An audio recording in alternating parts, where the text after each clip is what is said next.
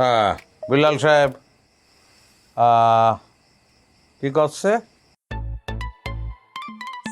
20 লাখ দিতে যাচ্ছে? এটা হয় রে, আমেরিকা যাওয়ার কথা। জি স্যার, জি। হ্যাঁ 20 লাখে হবে? সেটা তো 40 লাখ সবাই জানে, তাহলে দাঁড়ায় দেননি আপনারা? জি স্যার, জি। হ্যাঁ হ্যাঁ 40 ও আচ্ছা, এটা খুব ইম্পর্টেন্ট কথা বাবারে, ভুলেই যাচ্ছিলাম। জামাই বাবাজি, খাবার টাবার ভালো লাগছে তুমি তোমার? খাবার তো খুবই চমৎকার হয়েছে, খুব চমৎকার। তা তোমার জন্য চা বানায় নিয়ে আসি, চা খাবা? মা ওই হয়েছে কি, রাত্রিবেলায় চা খালি আমার আবার ঘুমের ডিস্টার্ব হয়, দরকার নেই। আপনি তো রান্না বাড়া নিয়ে মেলা ব্যস্ততার মধ্যে সময় কাটালেন, তা আপনার সঙ্গে কথাই ভালো করে বলা হলো না। খালা, তখন ওই মমিনের সাথে কি নিয়ে কথা কইতেছিলা? আর কোস না রে মা, এই পোলার মাথায় ভূত চাপছে, বিদেশ যাইবে।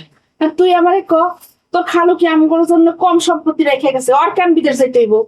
কথা তো সত্যিই মমিন, তুমি তো চাইলে দেশের মধ্যেই কোনো কিছু একটা করতে পারো।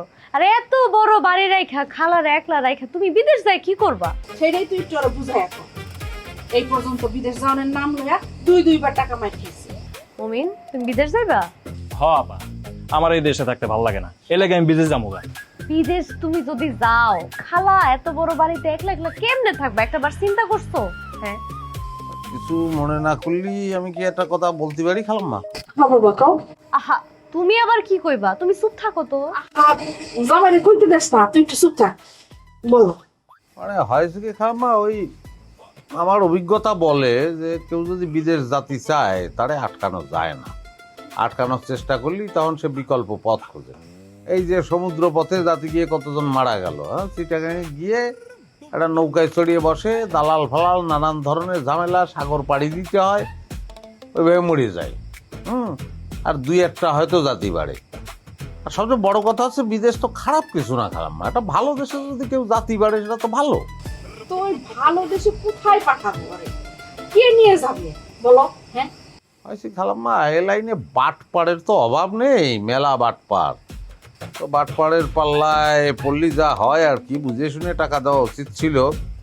আর তো এই কথা আছে, মানে আমি কি করি, আমার পেশাটা কি সেটা হয়তো আপনি জানেন না। তুমি একটু চুপ থাকবা? কিসের জন্য চুপ থাকবো? আমি কি বাইরের কোনো লোকের সঙ্গে কথা বলছি? আমি কথা করছি আমার আত্মীয় স্বজনের সঙ্গে। আর আমার দ্বারা যদি একটু উপকার হয়, হ্যাঁ, সেটা আমি করবো না? করাই তো উচিত। আচ্ছা কি খালাম্মা, আমি ওই বিদেশের লোক পাঠাই, সব দেশে আমরা পাঠাই না, ওই আমেরিকা পাঠাই, আপনার ইতালি পাঠাই, আর হচ্ছে সুইজারল্যান্ড, বুঝেছেন? তো তুমি কোন দেশ পছন্দ তোমার মমিন? দুলাভাই, আমি আমেরিকা যাবো। না না, সুইজারল্যান্ড। অস্থির হওয়ার কিছু নেই পাগল। এমন না যে ঠিক নামটা কতি না বললে তোমারে রিজেক্ট করে দেবো, নেবো তোমারে। মাথা ঠান্ডা করে তারপর বলো যে কোন দেশে যেতে চাও, বুঝেছো তো? খালাম্মাটা কথা, মানে এই ওরা যে পাঠাবো, আপনি কিন্তু আমার কোনো টাকা পয়সা দিতে পারবেন না। তোমার এটা কেমন কথা বলে তুমি? হ্যাঁ, আরে টাকা পয়সা যা লাগে সব আমি দিব, কোনো সমস্যা নেই। এই, তুই কোন দেশে যাইতে চাস ক? তাইলে দুলাভাই আমেরিকা। Good choice. তো তোমার পাসপোর্ট তো আছে নিশ্চয়ই? ঠিক আছে, অসুবিধা হবে না এটা।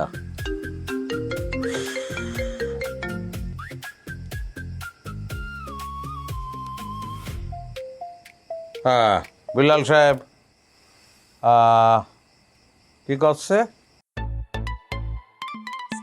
20 লাখ দিতে যাচ্ছে? এটা হয় রে, আমেরিকা যাওয়ার কথা। জি স্যার, জি। হ্যাঁ 20 লাখে হবে? সেটা তো 40 লাখ সবাই জানে, তাহলে দাঁড়ায় দেননি আপনারা? জি স্যার, জি। হ্যাঁ হ্যাঁ 40 ও আচ্ছা, এটা খুব ইম্পর্টেন্ট কথা বাবারে, ভুলেই যাচ্ছিলাম। ওই আমার আমি ধরেন আমার আপন ছোট ভাই মমিন, কালকে আমি না আসা পর্যন্ত এই লটের পাসপোর্ট যেগুলো পাঠাচ্ছেন প্রসেস করার জন্য, হ্যাঁ, আমি না আসা পর্যন্ত পাঠাবেন না। মমিনের পাসপোর্টটা এই লটের মধ্যে আমি ঢুকিয়ে দিতে চাই। জি স্যার, জি, হয়ে যাবে। হ্যাঁ, তা না হলে পরে আবার 6 মাস দেরি হয়ে যাবে না, ঠিক আছে? হ্যাঁ, ওর টাকা পয়সা আমি কি করলাম, আমার ছোট ভাই। জি স্যার। তো ব্যাপারটা আমি বুঝবো। হ্যাঁ হ্যাঁ হ্যাঁ, রাখেন তালি। জি স্যার। দুলা ভাই আপনার একটা সালাম করি, আমার কি যে ভালো লাগতেছে, আমি তো আপনার বুঝাইতে পারবো না। আরে আমার সালাম করার কোনো দরকার নেই, আমি বুঝতে পারতেছি। হ্যাঁ, আগে আমরা সাকসেসফুল হই, অসুবিধা নেই, জাতি পারবা।